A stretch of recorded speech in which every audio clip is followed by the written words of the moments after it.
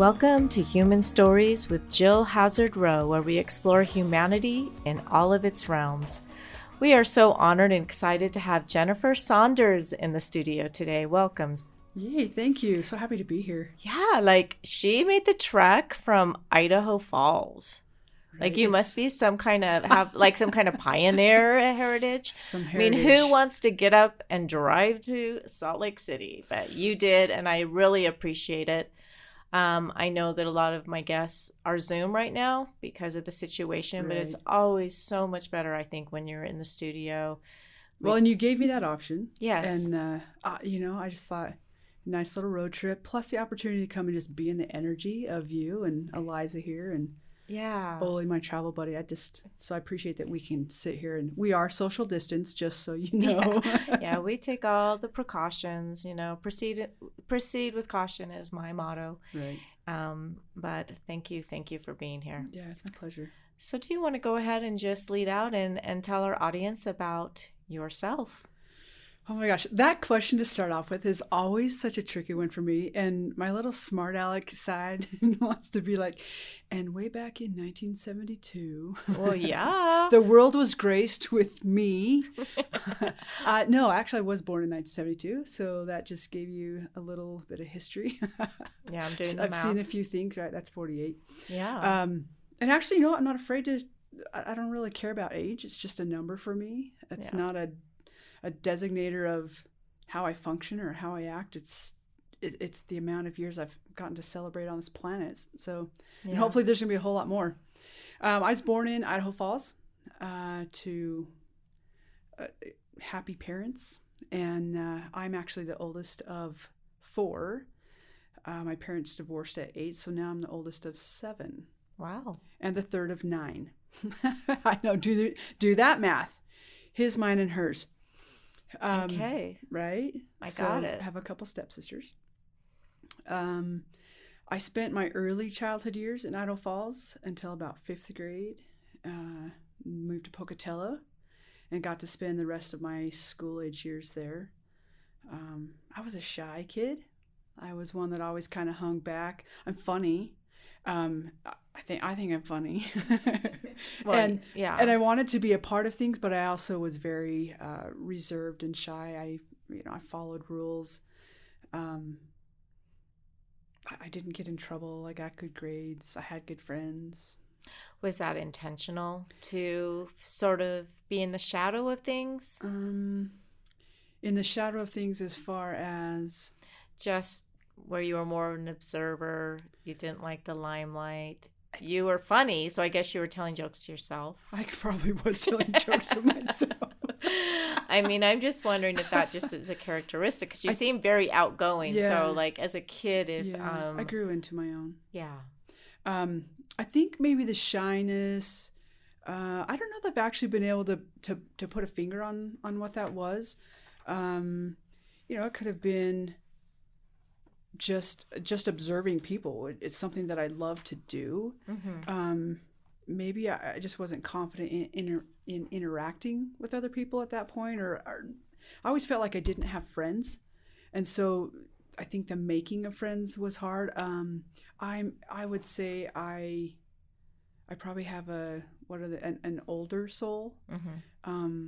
I felt like I was always wise for my age, and I was about to say, I'm not patting myself on the back. But that's just a fact. And I just always knew things. And it's interesting. I think back to say junior high and high school. And I was one of those people who I wanted attention. We all want attention, and we have our ways of getting attention. Mine was probably practicing perfectionism.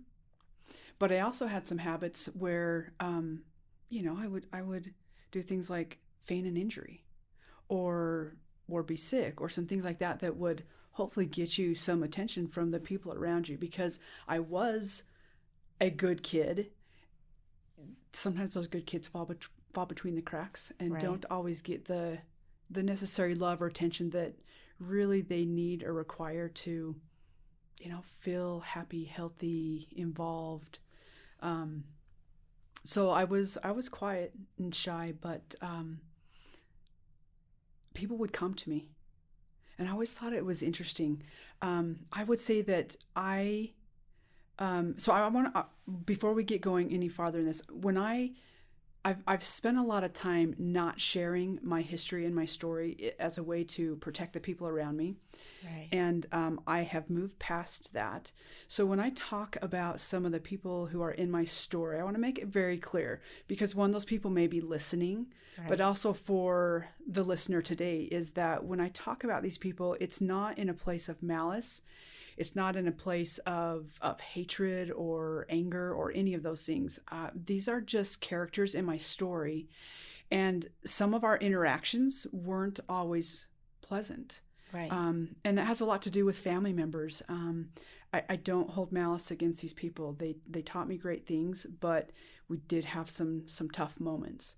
So growing up, my parents divorced when I was 8. Remind me to come back to that. We can talk about my baptism story that actually I've never shared. Do you want to do it now, or you want to wait? Sure. Yeah, so my parents Let's divorced. get right into this baptism story. Dang, I think it jump sounds right in. exciting. So, and I don't know if this was a part of just my personality, being the oldest, feeling like I had a lot of responsibility on my shoulders. Wanting to do everything right. Mm-hmm. But I remember when I went into my baptism interview and coming out, and I don't really remember what was said in that interview. I'm sure I kind of vaguely remember being asked some questions in regards to church things. But I remember coming out and thinking, oh my gosh, I'm not worthy. Like, I don't know if I should really be baptized. And I've thought about, like, what is that about? Yeah, and at even 8 years old. At 8 years old, yeah. And again, I don't know that I can completely give an answer to that, other than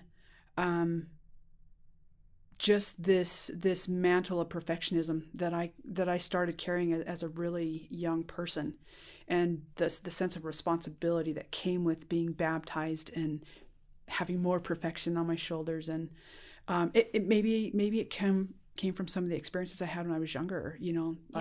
I got to experience a little bit of abuse, and so I don't know if that played a role in the feeling worthy part, but yeah, I carried that with me actually for a lot of my life.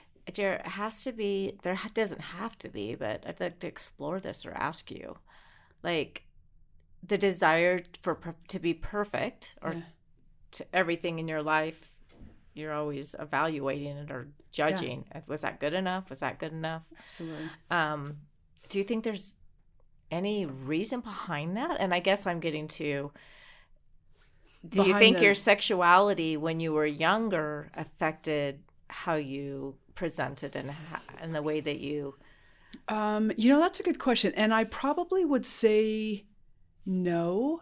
And I would say no simply because I think at the age of 8, mm-hmm. I didn't understand my sexuality. Okay. I understood a few things of I don't even know. I can't say that I understood them. I was acquainted with some things as far as sexuality goes, and neighborhood boys and things like that. But I didn't understand sexuality, and I surely didn't understand it as it plays out for me today. Right. Probably clear up until, oh my gosh, maybe even my mid-20s. My early 20s did I really start to get any kind of languaging or narrative for my sexuality. Okay. So yeah, at a young age, I would say it probably just came from things I had experienced. Yeah. That somewhere in the narrative and the learning, yeah, I had heard were wrong or heard talked about in negative ways, so that stuck with me. And I didn't have tools to work or manage through that, so thus the guilt and not sort feeling of ready. like overcompensating. Probably so. Oh, like yeah, right. If I'm extra good, mm-hmm. or I do it this way, then that should be okay. That will be compensated. Yes. And then, but you never, because I'm speaking for myself, you never feel like you've compensated enough. True. There's never a day you wake up and go, well, right there it is. I've compensated for 2 decades and I think it's done. Yep. Check. Where's that box? I can mark that one off. Yeah, that's never gonna. well, in my case, it was never, it took other things in my life to start to realize that that drive and that perfectionist over things that I had done wasn't even necessary. Right. Wasn't even necessary. Isn't it interesting to get to that learning? Mm-hmm. It's very freeing. So let's go back. So you were talking about junior high and high school. And so people would come to you, like, you know, you said I could call you Jay. So they'd sit and say, Jay, give me your wisdom. Kind of. Maybe not in so many words because, you know, we're junior high and high school. Yeah. But it would be interesting. So I lived with my mom and my stepdad and a couple of my siblings. And when I was 15 and a half, I got a new brother in the world. And then as a senior in high school, I got a baby brother and sister. Oh, twins? Yeah. And we call them the littles. And so, you know, I had a lot of responsibilities, but this was the family life. And, you know, didn't have the best relationship with my stepdad, unfortunately. And, you know, at those points I had a lot of anger, a lot of things that, you know, I would sit in the corner with my siblings and we'd talk about ways to maybe knock off our stepdad. And, you know, I look back at that now and I can giggle at it. And at the same time, and with a little bit of maturity, you know, just gain some understanding of maybe why those relationships were the way that they were. Right. And as a young person, just didn't have the knowledge of the understanding or even the level of empathy it takes to understand why people may behave the way they behave. Right. So people would come to me, I'd be like, well, why are we sitting here on my front porch talking about your issues? Like, don't you know what's going on in my life? Yeah. Like I felt like my life was messy. And let's be real, it wasn't horrible, but it wasn't what I felt was ideal either. Right. And I'd be like, do you not realize what, like, yeah. And why do you feel like you can get anything from me?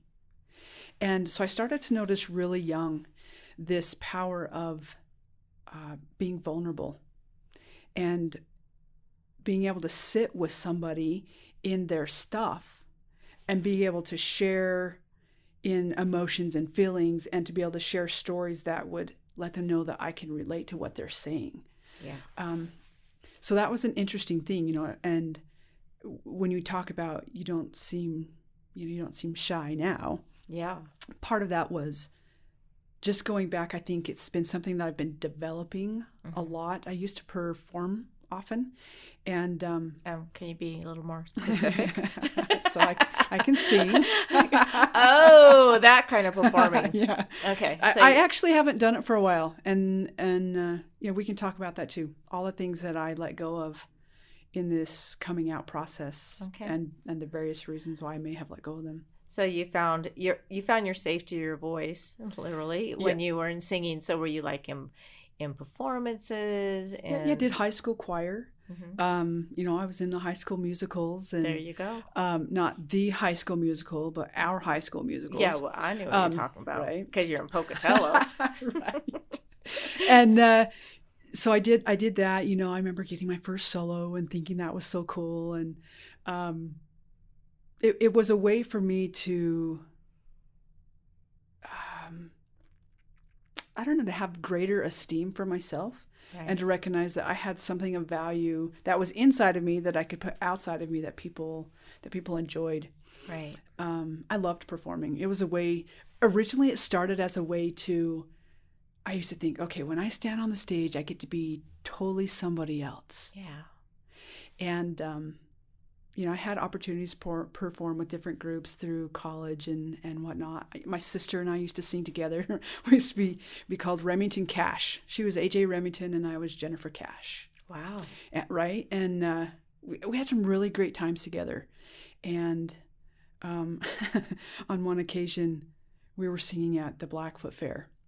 And we had this lady come up to us out of the grandstands and she was talking to me. She's like, hey, how is your mom doing? And in my mind, I thought, how do you know my mom?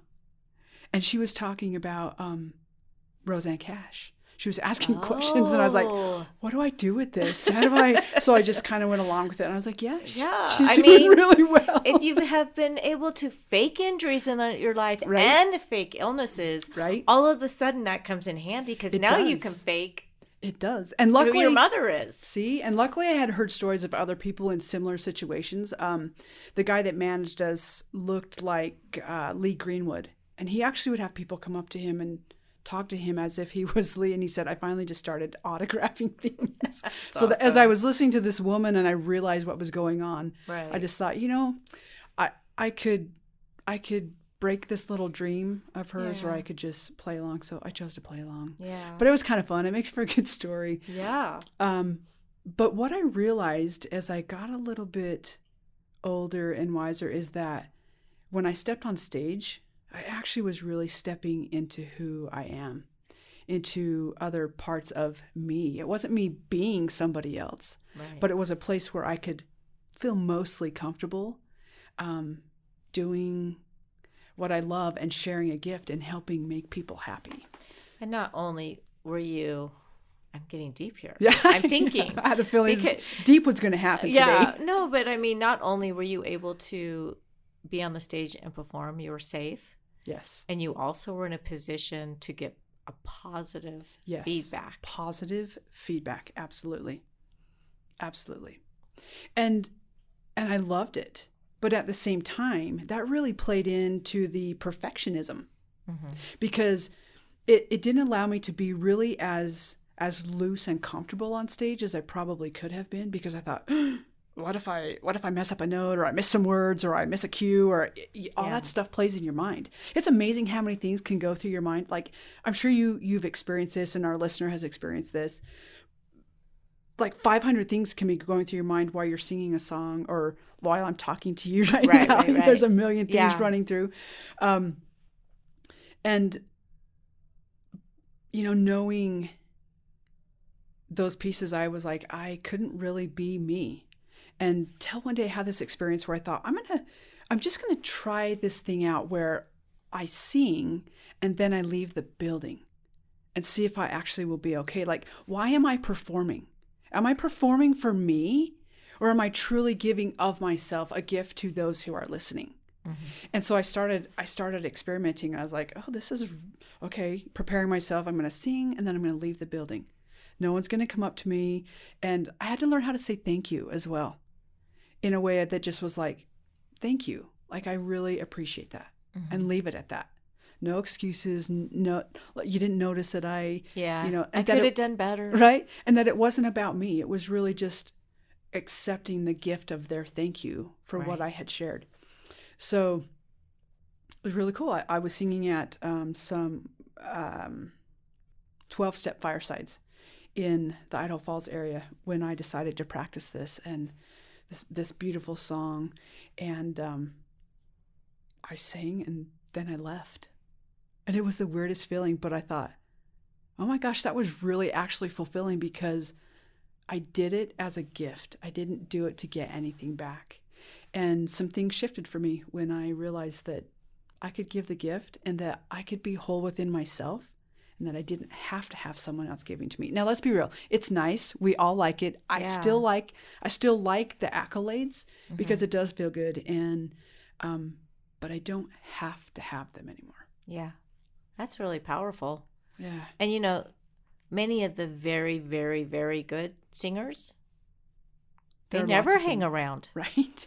So I think you're in the big wig. Well, big wig? No, big league. the big wig. And the big wig. I'm with the big wigs in the big league. Yes. Like, when you can, I think it's really cool that you were able to identify that. Like, am I doing this just to get praise back, or am I doing this as a gift?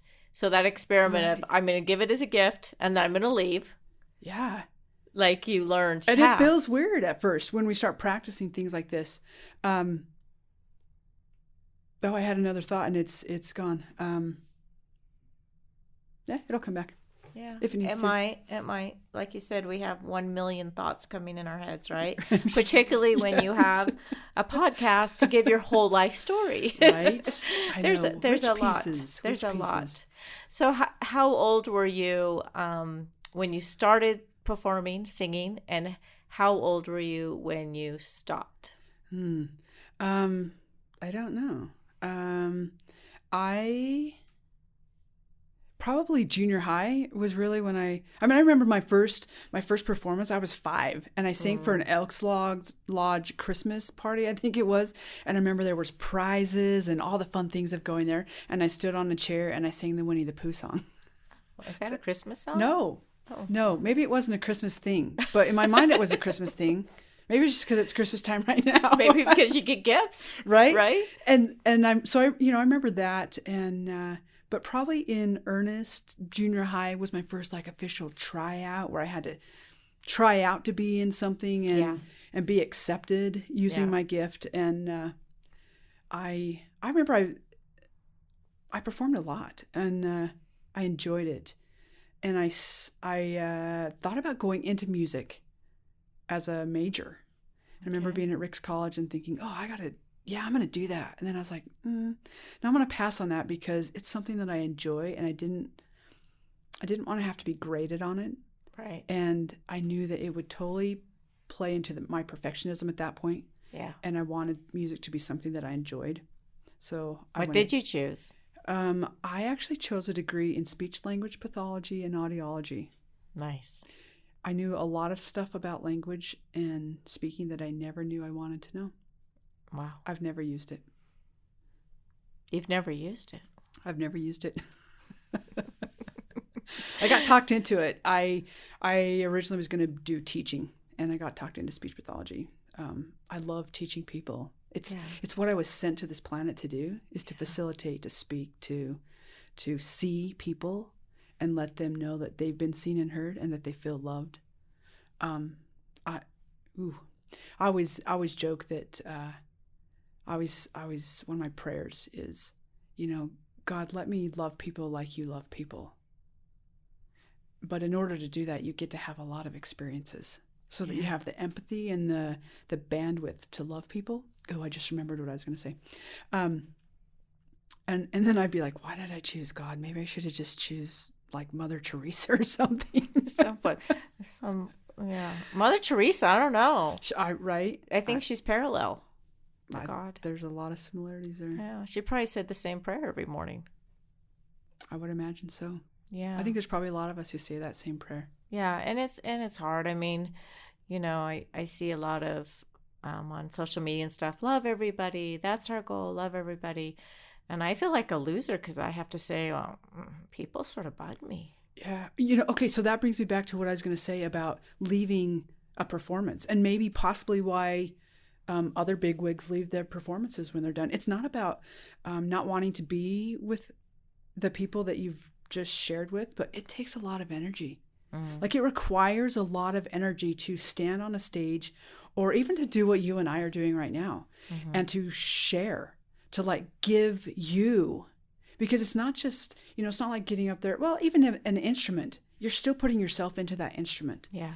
And the sound is coming through that conduit. And when we're speaking or singing, we're the conduit, we're the instrument. It requires a lot of energy. Yeah. And what I recognized is that sometimes at the end of a performance, I didn't have enough energy really to give to all of the people at that point anyway, right, that wanted something afterwards. So it's been this interesting lesson, and still learning this lesson on different levels of guarding the energy and making sure that when we're in spaces that require a lot, that we have it for those who we will be around. And then really guarding it in the off moments so that we're not sapped and drained and we can maintain our own health, our own, safeties. And it sounds like you also give yourself permission. Not only was it an experiment initially to see if you could do it without all the recognition, but then it sounds like you almost became empowered. Like, yeah, I deserve this. And I do agree. Like sometimes after podcasts, I'll go home and right, Eliza? There's been some that knocked me on my butt for a few days. Absolutely. And that's part of being human, right? Like if we really show up, and if we're really trying to do what you're trying to do, is love people as your maker or whoever would love people. It's like always checking ourselves, checking how we're judging, checking, just everything, to try, because if you're going to love all people, it's not just those people that you like to hang out with. Right. It's those people that really bug you. And they're the ones that probably have the greatest lessons for us. I think that's one of the things I love doing is as I have, again, growing into myself and the wisdom that we all come with, is there are people that rub me. And I get to look at like, why is that rubbing me? Like, and instead of putting it out on them as like they're the issue, right, is taking it inward and going, okay, what in me is bothered by that? And I actually have gone up to people that I'm like, I've listened to you talk all day and you're driving me freaking crazy. Yeah. And I actually have gone up to them and said, hey, my name's Jennifer, and I just want to introduce myself to you. And I have actually said, I have let you bug me all day. And I feel like there's something that you have to teach me. And so I'm coming to you right now to introduce myself and say, what do you have to teach me? And some of these people are still in my life. We're not like everyday friends, but if I needed something, I know I could reach out because they were there. And to hear their stories, then I go, oh, now I get it. Yeah. Now I get it. And it releases something in me to continue to do what you and I are doing today, which is being vulnerable and sharing our stories. Yeah. Being present. Yeah. So I guess we'll talk a little bit about being at Rick's.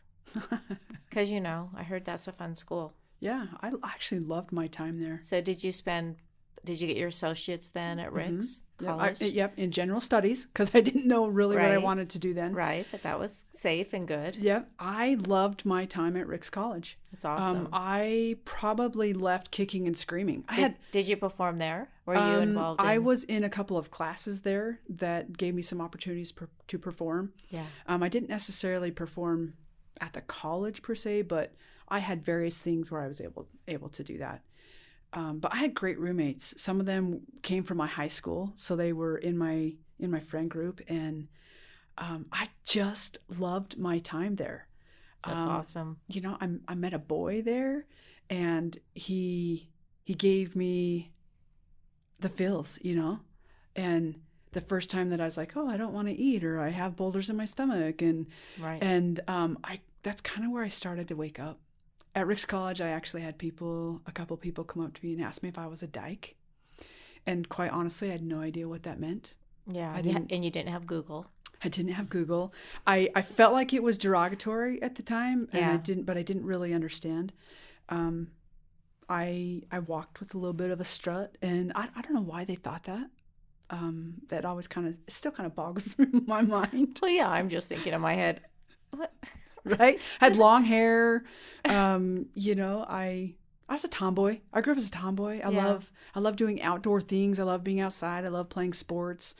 A lot of times I would probably rather hang out with boys than girls. Yeah. Until I learned how to really own the more feminine parts of myself. But yeah, I loved my time at Rick's. I took great classes. I met a lot of really great people. That's probably where, I kissed boys for the first time, really. Yeah. And realized that I didn't like it. Yeah. Well, how about kiss that? My brothers. But that boy that gave you the feels. Oh, his name was Travis. Was he different than the other boys that? He was kind. And he was mindful of me. Like we waited a long time to hold hands. And he would give me his car to go home. I lived in Pocatello at the time. He just took care of me.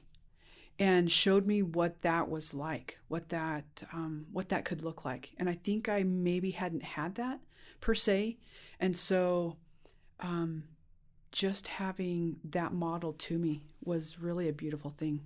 And so it gave me this starting foundation of this is I think how I want to be treated. And at that point I was still like by whoever the man is that I'm going to marry. Right. Because that, again, until I was probably in my third year of college, I really didn't have an understanding of all the underlyings of myself that way. Right. So, yeah, Travis I see him around once in a while, and he still brings a smile to my face. He's a good soul. That's awesome. So he gave you the gift of mirroring what you deserved. Absolutely. Absolutely. So where did you go after you? I mean, Rick's is only a 2-year 2-year program, school, so right? you were kicking and screaming. No, I should have flunked some classes. Darn Right. it. Right. Yeah. So I found myself back in Pocatello, going to Idaho State University. And my family had moved from Pocatello by then. And so I lived off campus with some roommates. And I did Institute, loved Institute. I actually was going to be a seminary teacher. I was taking the seminary teacher programs. And I loved it. I loved it. At that point in my life, I actually was giving firesides. Like, I look back, I'm like, where did I have the confidence to be giving fire signs on all of these things? But I did. And I loved it. And I thought, oh, being a seminary teacher is going to be so amazing. But I learned that when you get engaged, you can't be a seminary teacher. No. Or at least well, back if you're then, a woman. if you're a female. Yeah. So that was kind of a bummer for me. And I thought, well, I guess maybe that's just not my path. I'll just, I'll get married and see where that takes me. So I sense you wanted to be a seminary teacher more than you wanted to get married. Probably. Wait, so you're like, I wanted to be a seminary teacher, but then I got engaged. So I'm just laughing because Yeah. I served a mission, and back in my day, you seriously did not serve missions unless you did not have another Right. prospect, The age right? was 21 for us. Like, Yeah, I remember being 21, yeah. sitting in Frontier Pies in Pocatello with my roommate, thinking, what am I going to do? I said if I was 21, I would go on a mission, and here it is.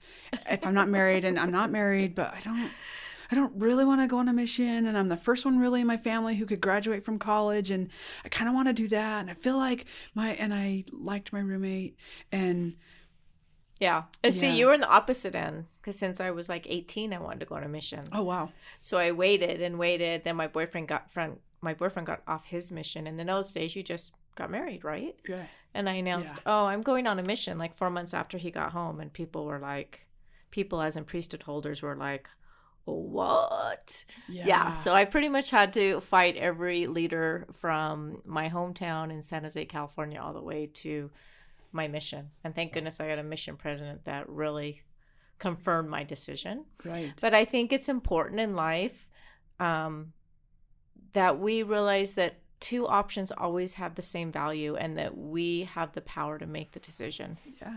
And And that it's a no lot one about- else should make it for us, not our society, not, Absolutely. It's It's what we think about the things right, that makes the difference. right. And yeah, Yeah. that's So, taken me a long time to get there. yeah. So I don't know. That just sort of triggered my thought process when you said, well, I really wanted to be a seminary teacher, but then I got engaged and I found out I couldn't. Yeah. Like, almost like, was getting engaged more important, or was it just a thing to do? Right? So for me, I loved the gospel. Like, I loved church. It was, and as I've looked back, I'm like, what was that for me? Like, I really was, it was me. I was it. It's what I did. It's what I loved. And so the thought of teaching seminary was like, yeah, like, heck yeah.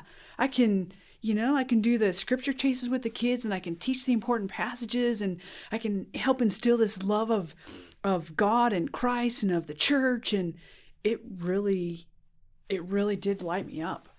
Yeah, and for those listening that aren't that familiar with the Church of Jesus Christ of Latter-day Saints, a seminary is a program that in some states like Utah, it's actually in the school curriculum. In other areas like California, or I was a seminary teacher in Cleveland, they do it very early, 6 a.m. Early morning seminary. So so that's what she wanted to do. It Crazy, is, crazy, right? crazy.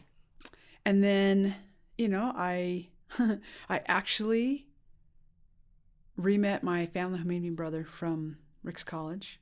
He took me on a date when I was at Rick's, and I remember sitting on my bed and thinking, I don't want to go out with this kid. And not because he wasn't nice, because he really was. He just was shy, and I was shy. And I didn't know if I liked him, and I didn't know what we were going to talk about. I didn't know what we were going to do. And we actually had a really, really nice time. I sang at his mission farewell.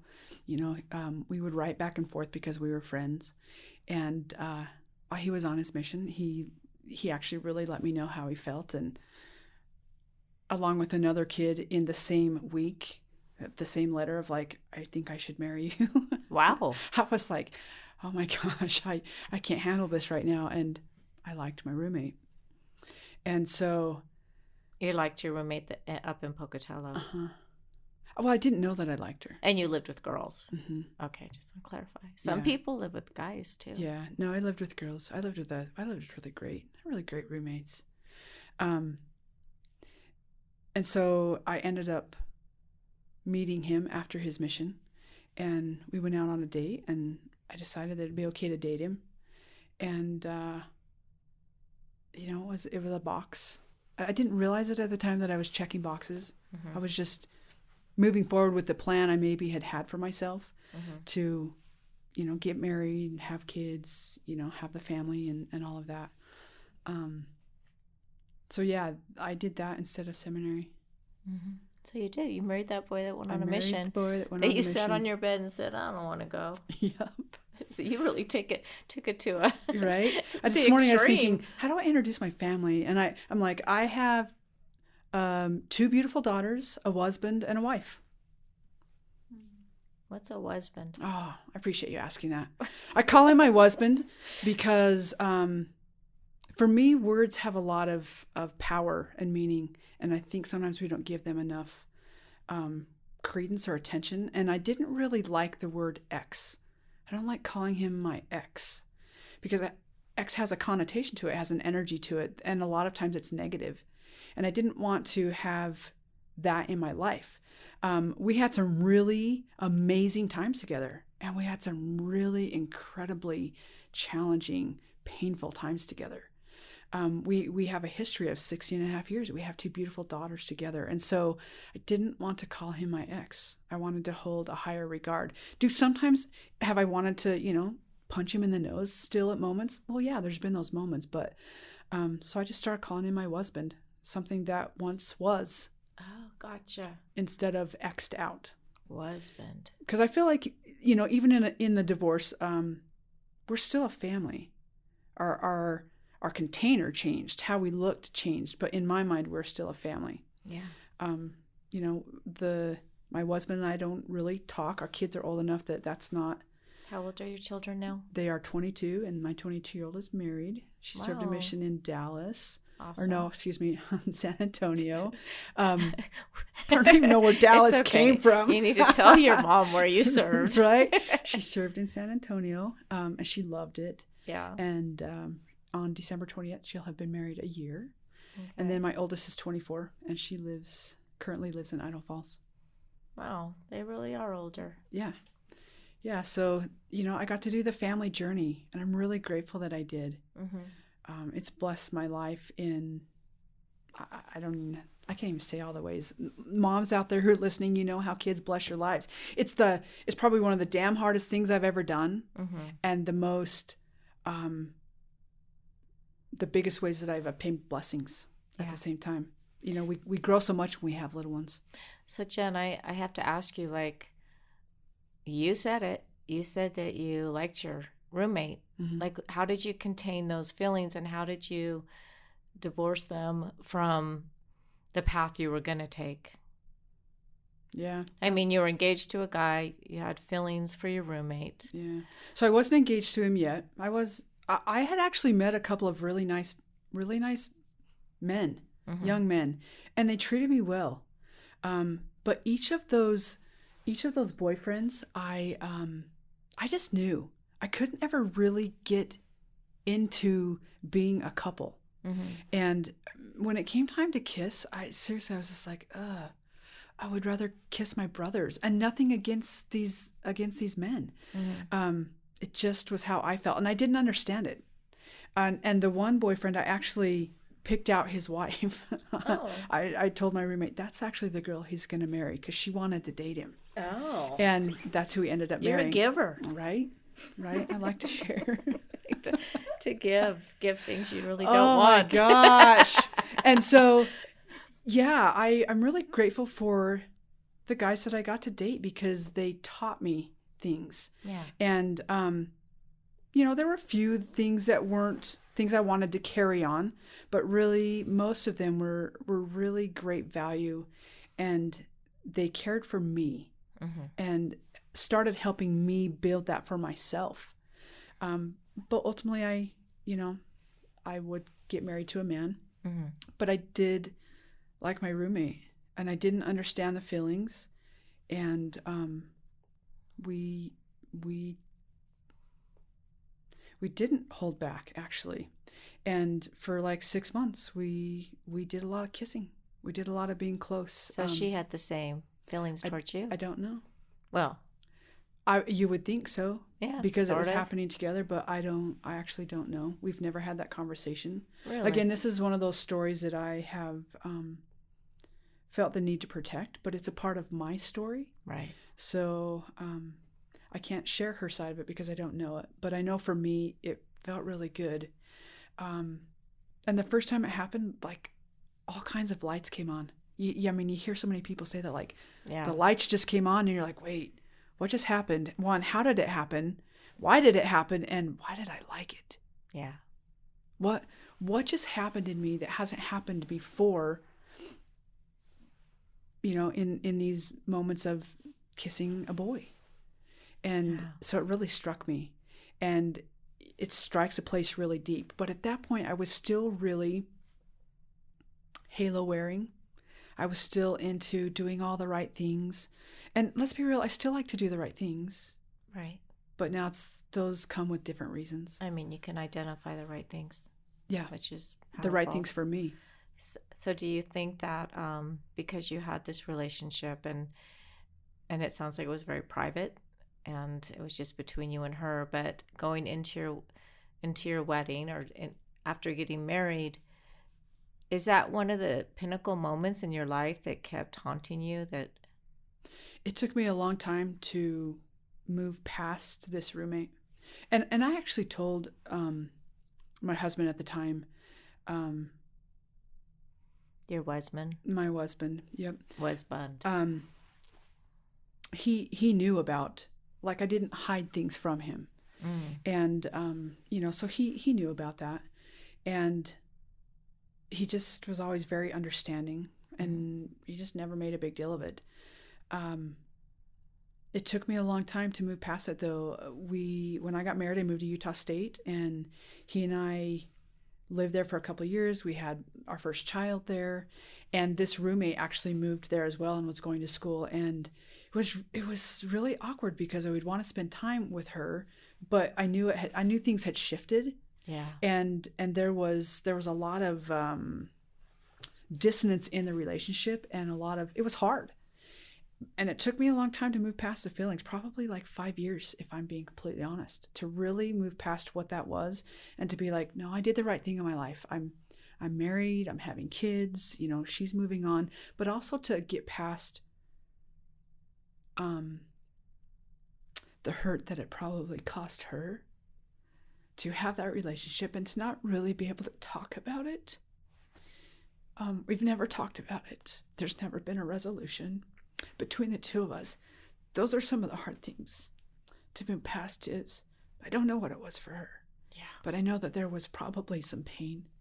And to know that you're a part of that with people is a challenge. Yeah. Particularly just all the unspoken. Right. And it was super interesting because people knew. I think people knew. They might not have known what it was, but they knew we were very close. And I can't remember if it was my grandfather or my mom, actually just came out one day and said, "Are you a lesbian?" I'm like, "I'm not a lesbian. I don't even know what you're talking about." Mm-hmm. But I'm sure they were asking, like, what's going on with you two? You're always together. You're tied at the hip. So I think people knew. They just didn't really want to say it. Right. If you don't talk about it, it's not truth, right? And they probably had no idea how. I didn't.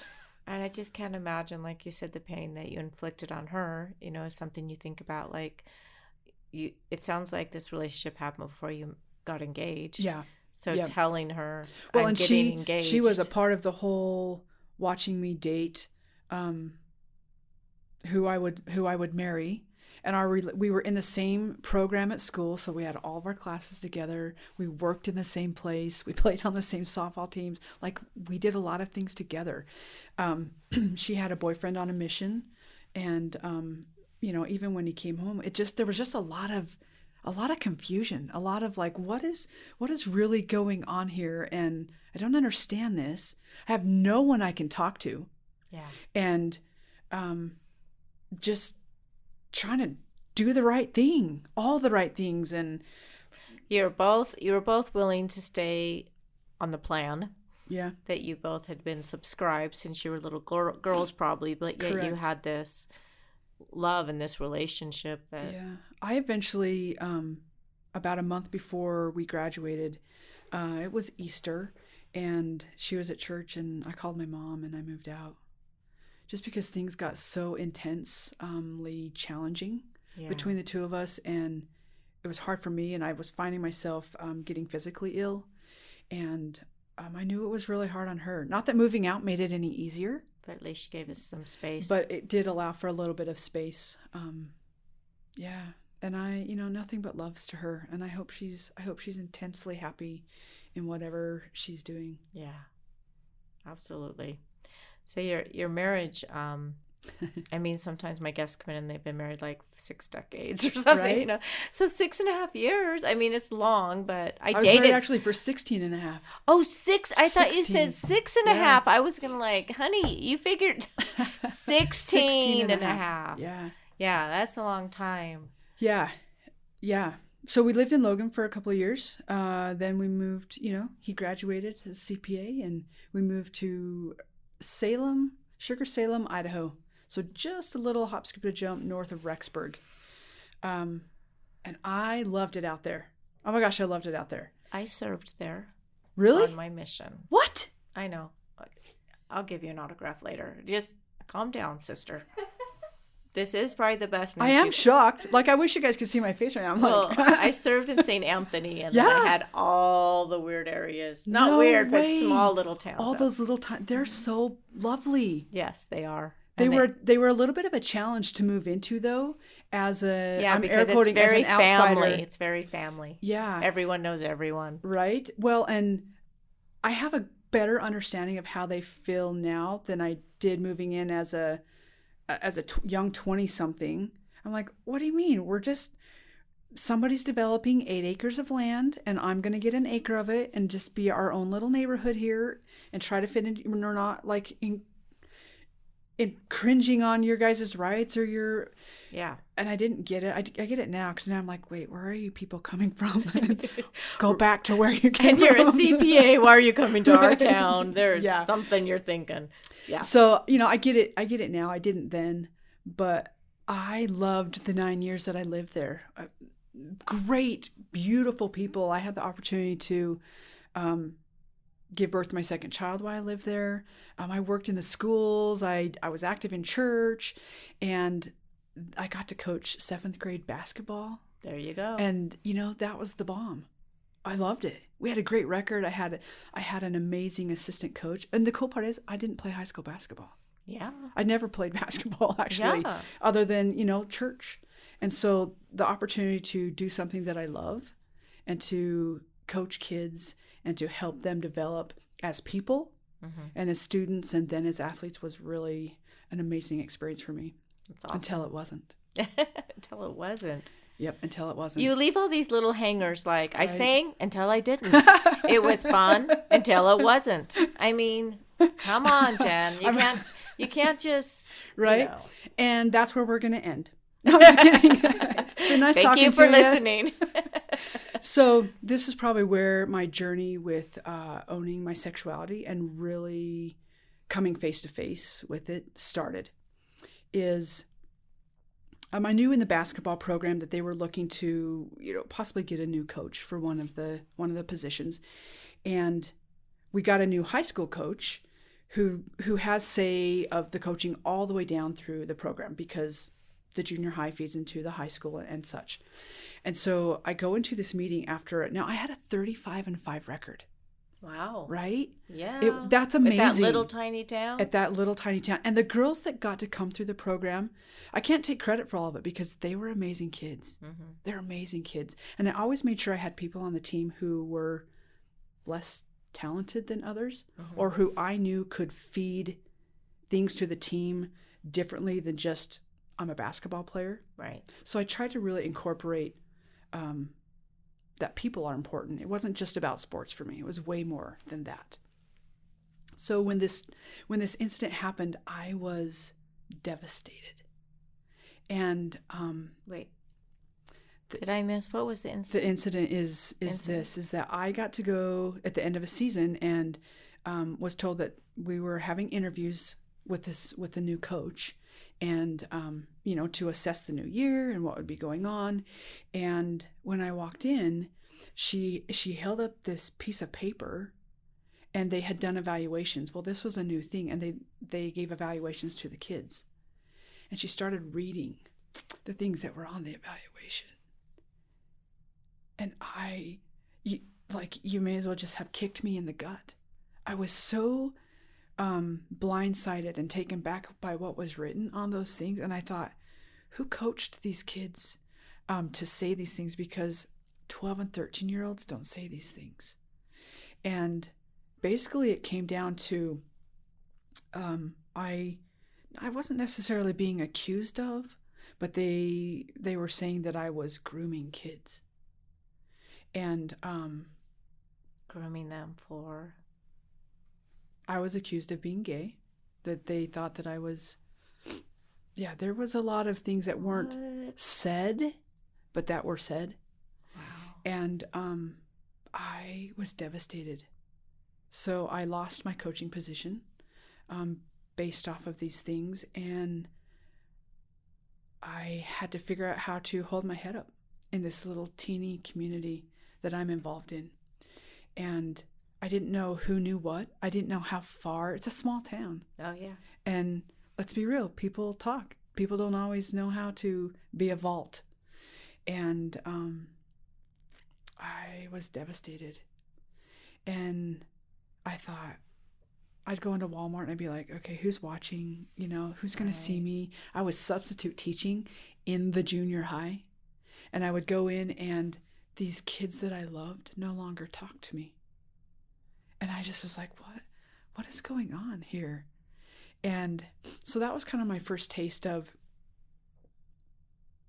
what some people experience when it comes to being gay, and how other people, even though I wasn't at the time, or I didn't know that I wasn't Right. living it. I was still married, raising my little family, going to church, doing all the right things, still checking boxes, although I did have a lot of questions at that point. Yeah. Things started to, there were some things. We all have the things, the questions. Mm-hmm. And at that point, those were there. So we eventually move. How did your husband take all of this, or your husband? Yeah. So how to affect you? Like, oh my goodness, I can't even imagine. Yeah, it was big. And I don't remember actually how he took all of that, because we were kind of in a state of flux as well. Yeah. Some own struggles starting to take place, and struggles that he was having that I didn't know of and wouldn't know of for a couple more years. Yeah. But I do remember him. I remember him being supportive. He was always supportive. He was always kind, and he did what he knew how to help me feel loved and to be uplifted. But I don't remember exactly. It feels like forever ago since that happened. Different life. Yeah, it definitely is a different life. A few years later, he would lose his job, and we would get the opportunity to move. And life really started to be really cool, and it really started to unravel. Where did you move to? So we moved to Idaho Falls.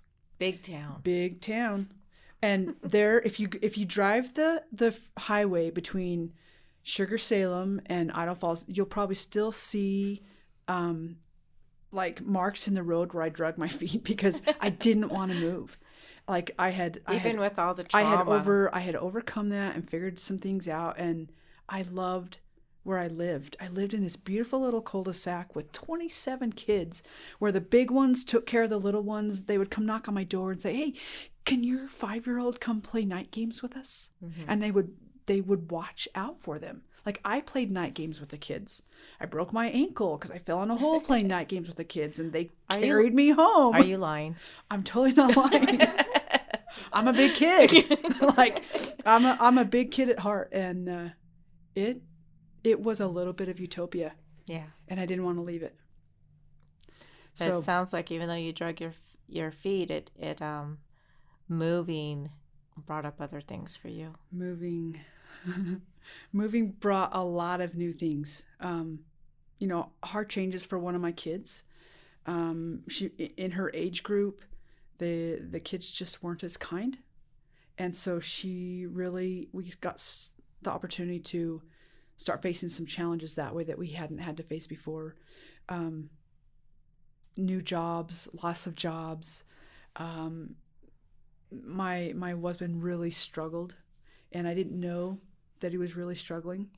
But at the same time, my own struggles were starting to surface. So at one point, my husband got to go to prison, and they have these things called riders. So he just got to go for 4 months on a little vacation to sort some things out.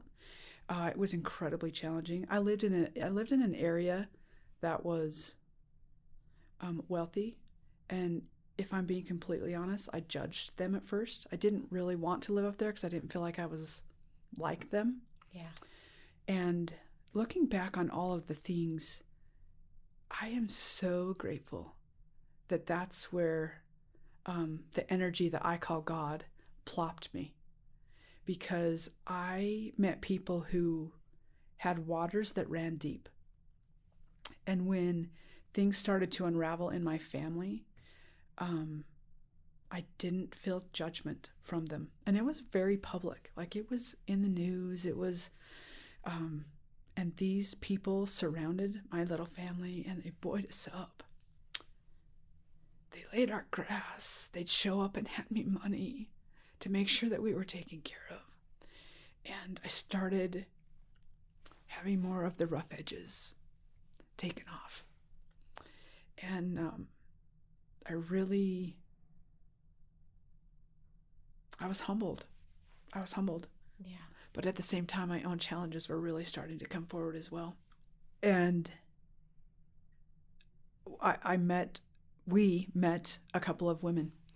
And when you meet somebody and it's like a magnet, like you all have had that experience. Well, this was the experience with this person. I thought, oh my gosh, like, who is this person? And I thought, oh, she's wearing a running shirt. Like, I'm totally sure that that's why I feel like this, is because she's wearing a running shirt. Right. Because I'm athletic, I'm a runner, or running is one of the things that I do. I really don't try to identify with the things that I do. They're just things that I do. So I ran. And we spent the entire conference, our neighbors and my husband and I and these two women, and we had a great time. But I was really drawn to this one particular female, and I was like, what is this all about? And I remember thinking, I think she's checking me out, and I think I like it. And I'm like, I think it's more than the shirt. Right? Exactly. Like, I could feel things. I'm like, what is going on here? Yeah. And why do I feel so drawn? Yeah. So as struggles were happening with my husband, some things were really waking up in me too. And so we were getting these intense struggles together at the same time, and it was a cluster. So did this happen before he went to prison? Mm-hmm. Okay, so yep. So that was we met her about a year before he actually got to go and have that experience. And I really, people laugh when I say it like that. And I have a brother who spent 9 years in a federal prison, so I'd had some experience with this.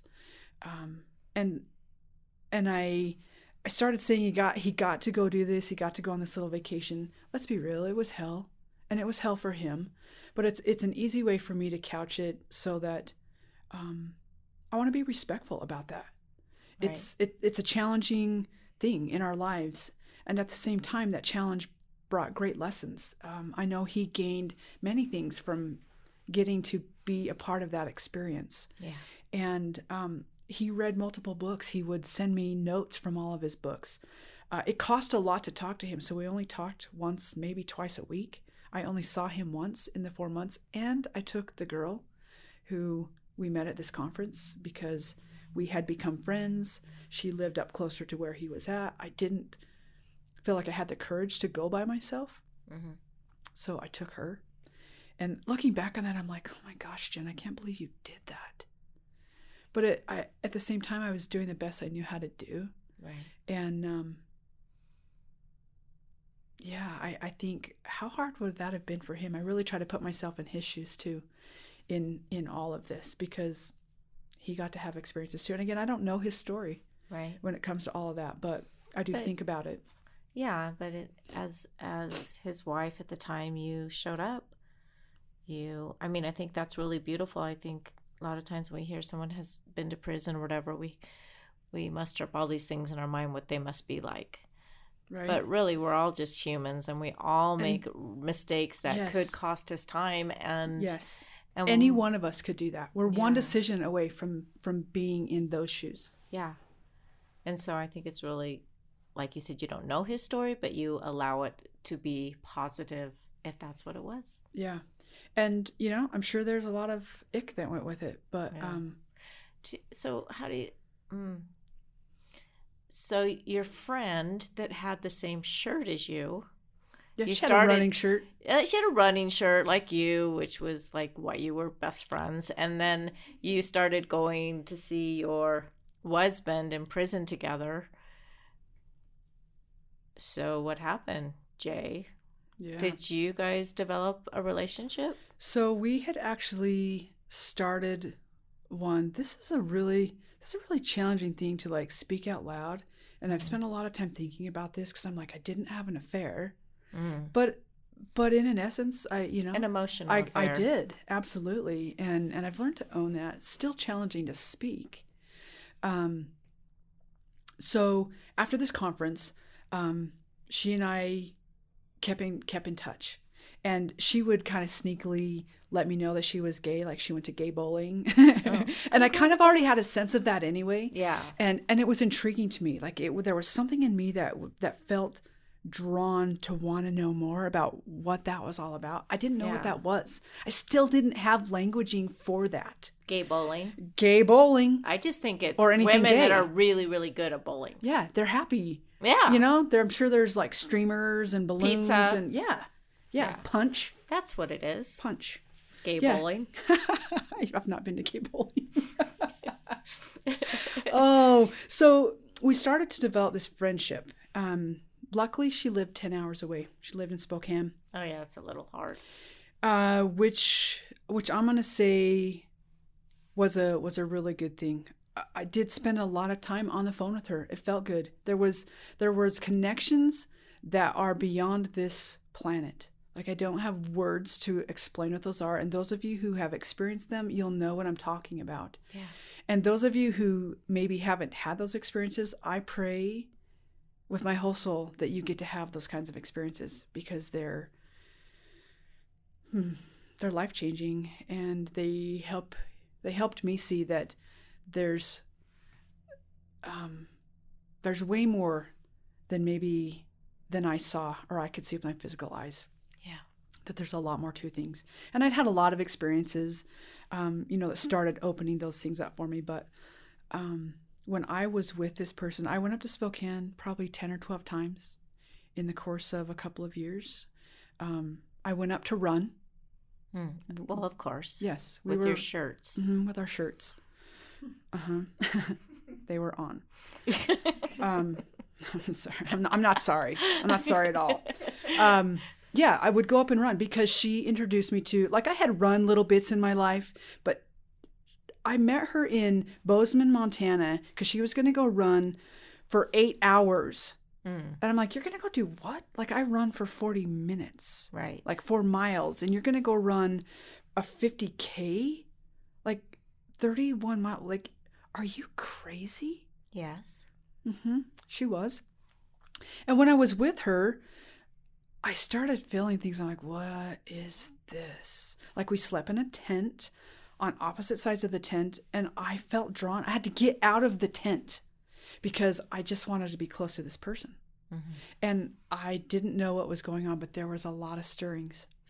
And we built a friendship. We built a relationship. I had experiences where I felt her soul. And in my mind, I'm thinking, I am really excited that I can teach her the things that I know about God, and I can bring her back to God. That's how I framed all of this. Is I was just more open, and I was showing her things that maybe she hadn't seen for a long time, and that there are people who understand her and could love her just the way that she is. And I got to be the special person to do that. Yeah. You were assigned to be her savior. Yeah. Yeah. And I think I'm the one who learned a lot. Yeah. You know, I remember she lived in her mom's garage. And it was really interesting, you know, and there was one bed. And so I slept on the floor until I didn't. And I remember the first time our hands touched, and just how it was like the choirs of angels came down, and the whole world opened up to me. And I'm like, what is this? It was like going back to that kiss with my roommate. Yeah. In, you know, at 19 or 20, only more. And I was like, what is this? And why am I having this experience? And I really was I'm married. I intend to stay in the church, and I am not gay. I'm not gay. I don't even know how many times I said that to her. I'm not gay, and stop saying that I am. I'm not going to read this thing that you're wanting me to read, and I don't care about Prop 8, and I don't care what you say about the LDS church. This is my life, and I am not gay. I'm here simply to show you that God loves you. And I'm the conduit by which that's going to happen. It might be weird how I show you. Right? Can you hold my hand again? Might be not a traditional way. Right? And I just longed to be near her. Yeah. And it was hard because at the same time, I really wanted to stay married. Yeah. I had that picture, and I had that dream, and I really thought that that's what I wanted. I think it's really like important for the audience to understand, like, when I'm seeing the dynamics of you and this friend, no one has the power to convince you you're gay. Right. So I just want to make sure that's clear, because Absolutely. Sometimes the dialogue with people is that, like you said, they were saying you were grooming your basketball team to be lesbians. I had no idea what that even meant. Right. That's impossible. No one's going to groom someone to be with someone they're not attracted to. Yeah. So I just think that was important, because you're saying, I can just see this dynamics. I'm here to save you. And she's like, and I'm here to tell you you're gay. Right? Right? Yeah, she's like, no, I'm here to save you. Right. So there's like this sort of a little bit of tension going on in your own minds. And I just wanted to make sure, and, you know, you can clarify this too, that she did not convert you. She did not convert me. A lesbian. No, absolutely not. Because I refused to believe. I refused to, like I say, read the things that she presented me to read, because I'm like, no, I will not be convinced of this. Right. Well, it's just sort of like anti-literature exactly. against the church or something. Exactly. Like, I know my path. Stay away. Yeah. Don't try to convince me otherwise. Yeah. Can you please hold my hand? Can you please scoot over? Yeah. You're hugging the blanket. Yeah. Yeah. And it was kind of, you know, her mom was a really great lady, and she would laugh, and she would say, oh my gosh, you guys are like two 10-year-olds. And when she said that, something clicked for me, and I thought, that's how I feel. I feel like a 10-year-old, and I have finally found a friend that I can identify with. Someone who gets me. And I wanted that. I yearned for that. Even though you didn't know you did. Yeah. And what was really cool is when I started thinking, so I have some spiritual gifts and I can sense people and I can sense things and I can see things. And I had these experiences where I could see her. I could actually see her pain and I could feel what it felt like. As I started to learn more about her history and her growing up. And it was really cool because that moment of feeling like we were 10, it felt like I was going back to being 10 and I was getting an opportunity to heal my own hurt as a 10-year-old. Yeah. And like super powerful moments. And I look back and think, who in their right mind wouldn't want to have that experience? And who are we to take that away from people because we have a different ideology of how things should happen, how healing should happen, how... Yeah. So it really opened me up to some things that way. And we weren't together because I was married and I wasn't gay. Right. And we did this for probably... I'm not gay. Right? But I wanted it. Yeah. There was something in me that wanted it. I'm not gay, but I like you. Right? I was telling Oli on the way up here, thanks, Oli, for driving with me today.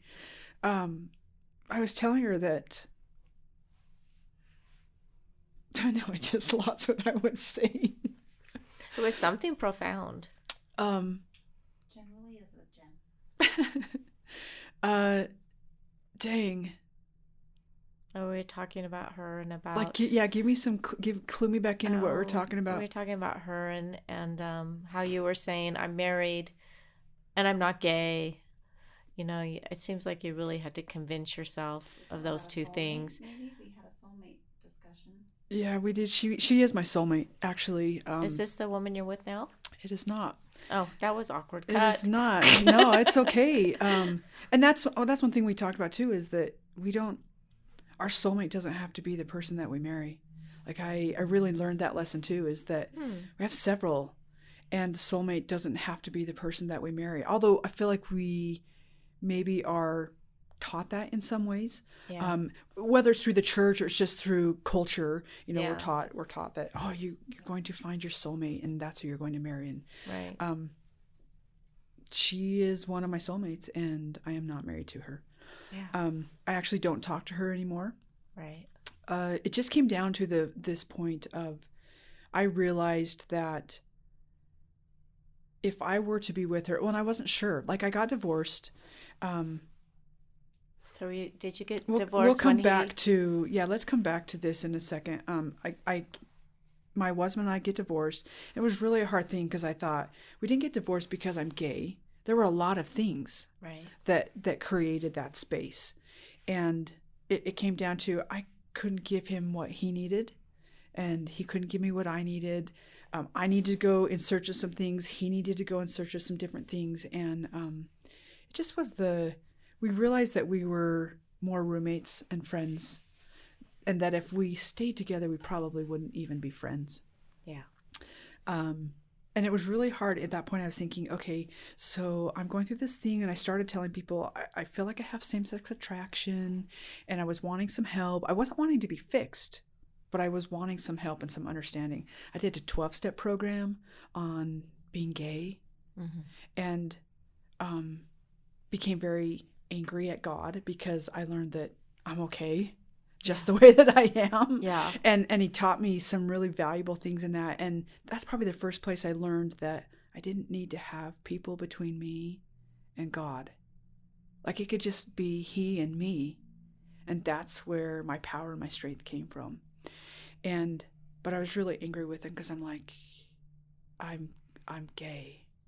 And it's not something you're going to take away. And it's not something I want you to take away. I'd rather have you cut off my right arm and my left leg than take these feelings that I have inside me away from me, because they feel so effing good. Yeah. And for the first time, I'd never had them in 16 and a half years of marriage. Not saying that I didn't have beautiful moments in my marriage, because I did. Yeah. I did. And I would be a fool to say that I didn't. Right. But ultimately, it wasn't going to work. And I remember thinking, people are going to be way more forgiving of the fact that my husband got to go to prison than of when they find out that I'm gay. Yeah. And there was some of that. The transition was hard. I felt like I lost my complete identity. I lost what it was like to be a mom in that way. Right. I was no longer a wife or a spouse. And now I'm trying to figure out like what it means to be gay in sexuality. And I was lost. I was lost for a long time. In fact, I think I'm still just finally coming out of being lost. Yeah. So when you guys decided to divorce, was the woman that you had met that's your soulmate? Did you guys still have a relationship at all? Of sorts, yeah. It was tenuous. It was like we would get together and we'd break up, and we'd get together and break up, but we were never in that kind of a relationship. It's like your best friend, and you get mad at each other, and you're like, "Don't talk to me. I'm not going to talk to you." Yeah. Well, why aren't you talking to me? Well, because you told me not to talk to you. Yeah. It was kind of that kind of a relationship. Yeah. And that's another relationship. And I think about this with my husband too, is there was a lot of pain, even though there was a lot of joy. And, that's what I was telling you, is moments of, for the first time in my life, feeling like I wanted to let down every inhibition, and knowing that I was married, and that I was trying to stay married, and that it would not be okay for me to let down every inhibition, but I felt it. And I wanted to do that. Like I wanted to have that experience, and I didn't know if I'd be able to have that inside of my marriage. And I kind of wanted to try, but I kind of didn't. Yeah. Yeah. So it was just really crazy when it came down to the point of getting divorced, and she was in the picture. And I actually called her and said, so I'm getting divorced, and I'm gay. Those were hard words to spit out at that moment. This is coming to my mind, so I'm going to say I want to really give my husband a lot of credit and kudos during this period, because for the most part he was really good about it. And I'm sure it hurt him deeply and immensely, because I didn't hide any of it from him. Yeah. I took her to see him the one time that I saw him. I remember sitting with him and saying, "Hey, I have something to tell you, and I'm really, really struggling, and I really don't know how to handle it, and I'm not really sure what's up, but I think I might be gay." And he actually looked at me and laughed and said, "Duh, I've known that our whole marriage." Well, yeah, you had the relationship before you got married to him. Yeah. I guess we could call that a relationship, because it's what it was. Yeah. Yeah. I mean, you were in love with your roommate, and he knew it. And he knew. But he never, I don't feel like he ever held that over my head, or he never brought it up. And so I actually was able to talk with him about my experiences with this friend of mine. I'm air quoting this friend of mine up in Spokane, and it was really refreshing to be able to talk to him. Not saying it wasn't hard, because we had plenty of hard moments in that. But a lot of things probably started to make sense for both of you too. I would think so. Which even though there was a lot of pain involved, there was probably a lot of Yeah. Maybe I'm not broken. Then maybe, you know what I mean. Mm-hmm. And probably for him too, I would Well, imagine. yeah, that's what I'm Even though it was thinking. incredibly challenging for him. Yeah. To have his wife be saying these things and sharing, and he put us into counseling, because I needed to be fixed. Yeah. And obviously. Counseling was good. I'm grateful for the time I got to spend there, and the awesome guy I got to meet who was our counselor. But ultimately, what was going to happen was going to happen. And yeah. So she was in the picture for probably another year after I was divorced, until I realized I was getting ready to have my 40th birthday, and I wanted to go camping. It's one of my loves. It's what I wanted to do, and I wanted to be with her and invite some friends. And I started to notice that she was going to be upset if I invited friends. And I just started to see some things come in. Yeah. More clearly than I probably had. I mean, I'd seen things all along, let's be real. But, and I thought, oh my gosh, I had met the person who I'm currently married to in the midst of all of this as well. And starting to see the differences between who I'm married to now, this person who really brought me out, taught me about myself. Yeah. And how if I were to go be with this person, even though I felt all the feels, that I wouldn't be able to talk about half of my life. And I wasn't okay with that, because it's my story and it's my experiences, and it's who molded me into who I was up to that point in my life. Right. Whereas when I sat with Shawnee, who is my wife, she let me talk about all those things. And I thought, that's more of what I want. Right. So while this other person was still in the picture, I ultimately knew that wasn't the route I needed to take. And I didn't know if I wanted to. I didn't know if I wanted to be living the gay life, the gay lifestyle. Well, and especially like at that level of commitment to get married again and all that kind of stuff. Yeah. Well, and crazy enough, at this point, I came to Idaho Falls and I helped coach another basketball team and was booted because the girls liked me. And one of them jumped on my back one day, made the coach mad. He was jealous anyway, and he got me booted. I didn't get to finish the season because he said I was gay. I still wasn't out to anyone. I still was in the closet really with myself. I wasn't living it. And so that had happened. I was teaching at a homeschool co-op, and I went to a play with a couple of my friends, and someone accused me of holding hands with one of the girls. Didn't happen. And got to have an experience of like, we're not sure we can let you continue teaching. And I'm like, wait a second, this is a Christian, you guys claim to be a Christian school, and you're sitting in my front room, my home. I'm newly divorced. I'm trying to find any kind of solace and create a healthy space, and I've invited you into my home, and you're accusing me of this. And where are the people who are accusing me? Why do they not have to be held accountable for an accusation that you're now going to take a position away from me from? Yeah. Something that didn't happen. So all of this is happening. I'm thinking, maybe I don't want to be gay. I just don't know that this is how I want to present. But really, when it came down to it, your soul wants what your soul wants. Right. And I could continue to fight it, or I could just kind of walk into it and see what happened. And I just chose to continue walking into it. Yeah.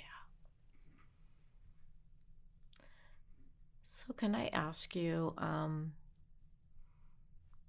have to know why you stopped singing. That's funny. Kids' reaction to mom coming out. Oh, okay. Why did I stop singing? So I was singing a lot of church stuff. I was singing a lot of like 12-step program stuff because I studied the 12 steps. I was in a book club where we studied the 12 steps, and we also studied another like emotional intelligence or emotional healing kind of book. I love spirituality. I love all the woot stuff. I'm a Reiki energy practitioner. I love the woo. I love those interactions that we can have with God in that way, or universe energy, whatever you want to call it. Like I say, I'm okay to call it God. It still works for me, because it allows me, my physical being, to be a conduit for that energy and to see how it changes people's lives. So I had studied all of that. I had opportunities to sing and perform that way. At this point, I was no longer singing with my sister. We just decided that it was probably better for us to like each other than to continue singing together. We just had some differences. At that point, she wasn't married. I had my little ones. Yeah. Just some differences of opinion. She's an incredible singer. And I'm a little bit second fiddle to that, or felt like I was at that point. And so I just started doing things on my own. But as I started to own this piece of my life, like I believe in vulnerability. Like I started with, I learned at a young age that being vulnerable helps other people own their stuff and to be able to speak about it. And but this was a lot harder to be vulnerable with. It was a lot harder to share with people because when you're sitting on this end of it and you want to share this piece of you that you've discovered or that is now coming out, whether you like it or not, and I talk about this in my TED Talk, about standing in front of people and putting 3 letters together, G-A-Y. And it's amazing that when you put those letters together, how instantly you watch their face change and you watch how they feel about you change. And all of these other thoughts and opinions of what those 3 letters put together mean start filing in. And so being vulnerable with that was a lot harder. Yeah.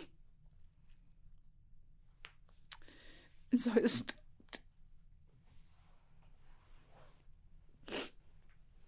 Here's some Kleenex.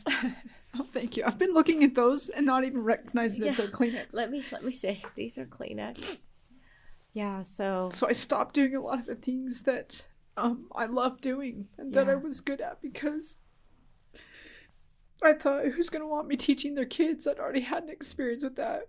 Who's going to want me coaching their kids? I've already had experiences with that. Yeah. Who's going to hear me talk about or sing about God or spiritual things when they find out that I'm gay? Who's going to want me to work out in their gym? Who's going to be my friend? You know, just brought back a lot of those childhood things of really wanting to fit in and not knowing if you're going to be able to fit in anywhere. I didn't know how to, all of a sudden I didn't know how to interact with girls because I thought, once they find out, are they going to think that I like them? Are they going to think that I want to have, you know, sex or kiss them or have a relationship with them? Let's just put it how it is. Yeah. And so I just stopped. Yeah. I just stopped. I didn't know if I'd be able to keep my job if people found out. I was doing personal training at the time, and I worked at a hospital. So I just stopped. Well, you had a really sad, traumatic history of being called out for something that at that time you didn't even identify as gay. So I was trying to be perfect. Yeah, you were trying to be perfect. All and the so, boxes. Yeah, so then now that you know that you're really identifying that beautiful part of yourself, you also realize that that might come with a cost. It totally comes with a cost. Yeah. You know, last year, speaking of cost, my youngest served a mission, and I've taught my kids, you know, I don't know what's best for you. I'm your mom, but I don't know what's best for you. Only you know what's best for you. I can guide you based off of my experiences and the things that I've learned, and I can help provide safe places for you to learn them to the best of my ability. But I don't know what's best for you. Right. Only you do, and I trust you to listen to yourself. And then I can trust you because I know that you trust you. And so this beautiful daughter of mine, they're both beautiful. This one chose to serve a mission. Both of my kids moved out of my home when they were 15 and a half. My youngest, when she was 16, she moved down to Utah. And she'd been telling me, I want to do this, Mom. I want to move to Utah. I'm like, you're not moving to Utah. I'm not moving to Utah. And she just kept telling me. And I thought, what if you tell her? And I thought, you need to get on board. You know, and we, as moms, we talk to other moms. Yeah. And I'd say, my kid wants to do this. What should I do? And they're like, well, you're the mom. You tell her no. You tell her no. You're the mom. And I thought, well, that's not how I mom. And I didn't like being mommed that way. Yeah. Myself. And so I thought, I got to get on board. And I said to her, I will help you move to Utah. We had family down here, and who was one of the hardest things I've done. And so then I was kidless. All the dreams you have of what it's like to have teenage kids. I didn't see my kids go on dates. I didn't see them go to prom. I didn't get to experience them coming home. And I don't know all the reasons why they left. I'm sure being gay is part of it. And I'm sure this was incredibly challenging for them. I taught them the religion. I taught them the LDS religion. And then all of a sudden I'm saying, and psych, we're just going to flip a 180 here. Although it wasn't flipping a 180, but we definitely made some changes. Yeah. And I remember at 14, my youngest, she had heard me kiss the person who I'm married to now. And she gave me the most beautiful lecture straight out of For the Strength of Youth. Like it was, she stood in her truth and she shared what she was feeling. And I thought, oh, this is a really interesting moment because I taught her that. I encouraged that. Now I'm doing this, but I've also taught her that she knows what's best for her and her truth, but I get to stand in my truth. Right. And to be able to have this conversation and say, thank you for that. Thank you for sharing that. But I also need you to know that this is actually what makes me happy. This is what feels right for my life. And we're going to get to come to a place of find some agreeance. And I will support you. And I ask the same in return. Yeah. And so when she chose to go on a mission, it was actually really hard. Mm-hmm. But at the same time, it wasn't hard because I knew it was something that she wanted, that she was doing for her. And I loved watching her grow. Like when she came down here, she grew. Like she wouldn't have had the same experiences that she needed had she stayed in Idaho Falls. Right. And sometimes you think, gosh, dang it, why did I teach my kids to have wings? Why do you teach them to be independent? And then you get to see them grow. And she served a mission. It was beautiful. And then came home and got engaged and got married in the temple. And when we talk about there's a cost, mm-hmm. That's when I really felt the cost. Like I remember taking her to the temple to get her endowments and just dropping her off and having to walk away. The temple was something that I loved. It was one thing I knew that I would miss if I chose this path of happiness. Yeah. And so it was hard. I thought, how many times I'm going to have to drop my kids off to somebody else and I get to walk away. So her getting married, I knew would present a challenge. Yeah. And at that point, the church had changed their policy, where they could have gotten married outside the temple. And I would imagine some of her decision or their decision is because they live down here. And again, I'm not trying to be impolite or rude to anyone who's LDS or those who were involved. I'm just asking you to be aware. Because on that day, it was so damn hard. Yeah. And I have not talked about this, but it's part of my story, and I know it's a part of other people's stories. And on that day, I got to be on the outside. And I went to the temple just as she came out, and that was a beautiful experience to see her come out. And luckily, she said, "Where's my mom?" So that was really cool. But when we're at the reception, and this is the piece that I would ask people to really pay attention to, and to really step out of yourself and be mindful of situations and what's going on, is some of my own family was there. My mom and a sister and my stepdad and all of these people down in the Highland area. And I know some of them. Some of them is my, I still call them my in-laws. They let me stay in their home. They let me bring my wife. We're still family. They're my family. They'll always be my family. But in this situation, it felt different because it's the family and all of the people that these people know, and I don't know them. And I'd actually messaged a bunch of my friends that I'd met through affirmation. I'm like, hey, I'm coming down and I need support from my gay girls. I need you to show up for me. at this reception so that I have somebody down here that I know. But in this situation, like, it's my kid and I'm a part of it, but I'm not a part of it. And nobody asked me how I am, how I was doing, how I was handling things. And this daughter had the opportunity to go to New York and be a nanny. And that family was here. And the woman, who I'm so grateful for, actually looked at me and said, "How are you today? How are you doing today?" And I was like, whew, man, don't ask that question. Right. Don't ask that question, because this will happen. What's happening right now will happen. And I don't want it to happen there. But and we talked for a minute, and I just thanked her. I said, "You're the only one. You're the only person who's asked me how I am today."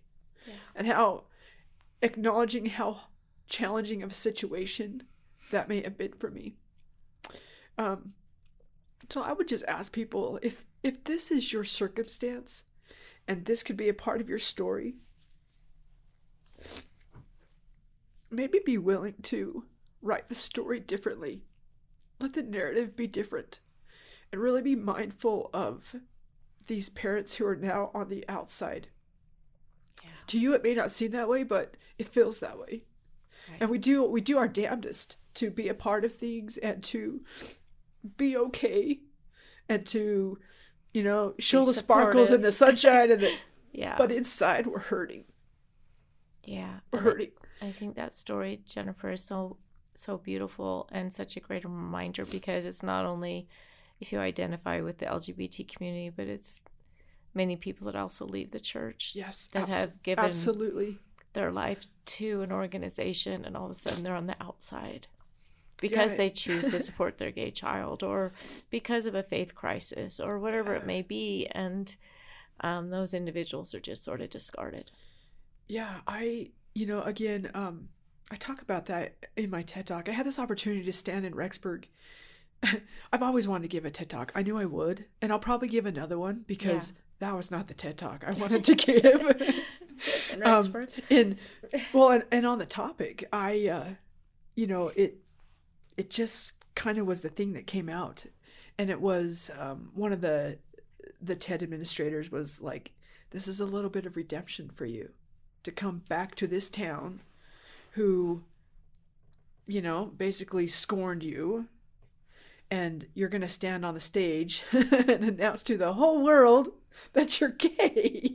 Yeah. But it wasn't, the talk really wasn't about being gay. It was just the lens that I chose to speak it through, because it's the one that had the most power for me at the moment, and that I felt like could really touch people. It could be the lens of divorce, it could be the lens of abuse, whatever it is.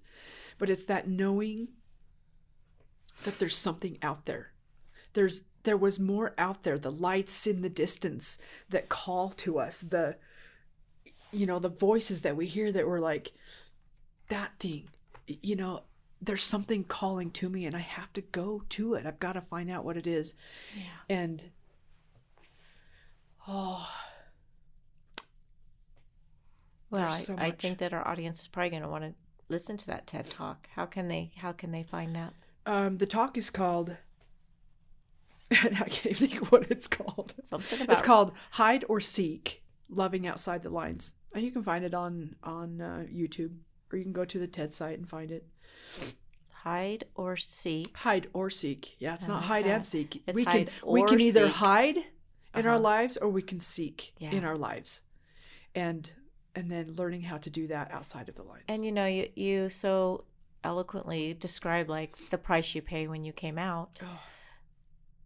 Also, there's a price to pay if you don't come out. There absolutely is a price to pay. So it's almost, which one do you want to choose?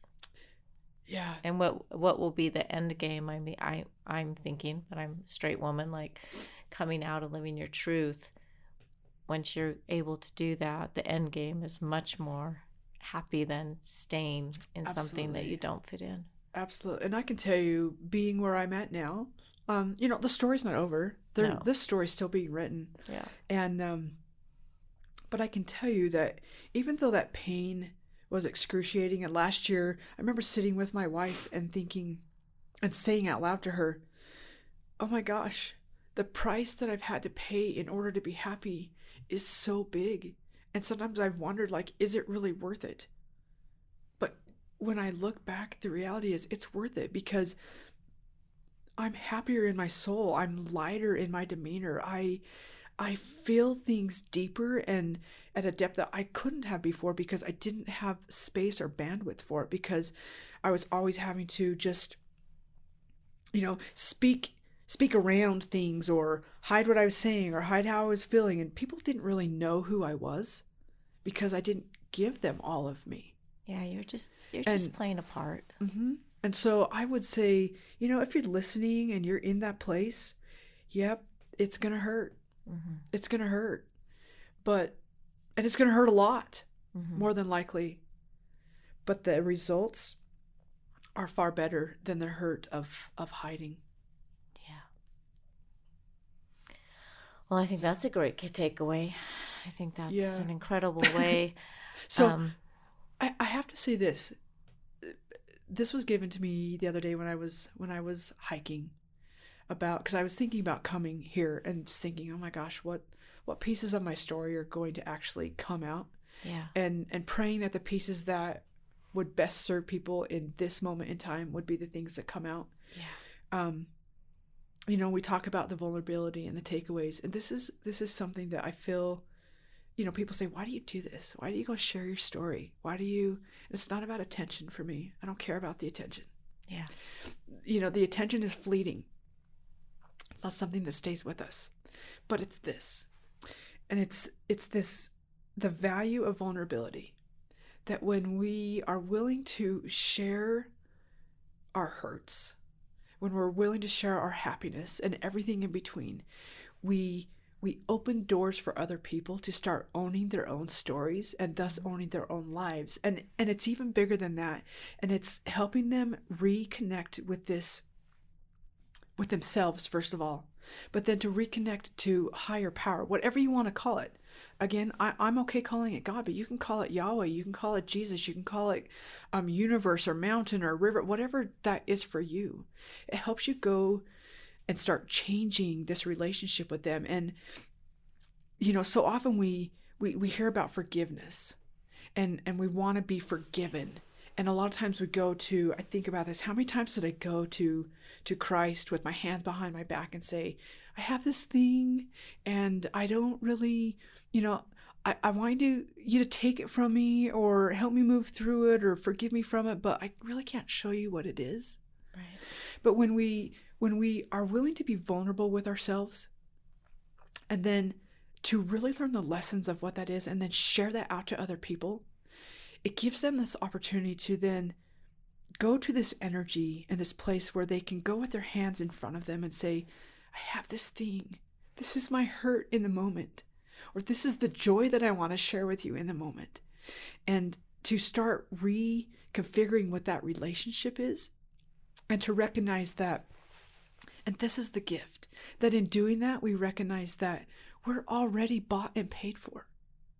If we believe in a Christ story in the way that he was hung on a cross and he paid a price for us, he already knows our pain and he already knows our sorrow. And he's already forgiven us. The deed is already done. Yeah. So that we could come and have these learning, living, growing experiences. And the only person that we need forgiveness from, now it's nice to have forgiveness from people who we may have harmed or injured in some way.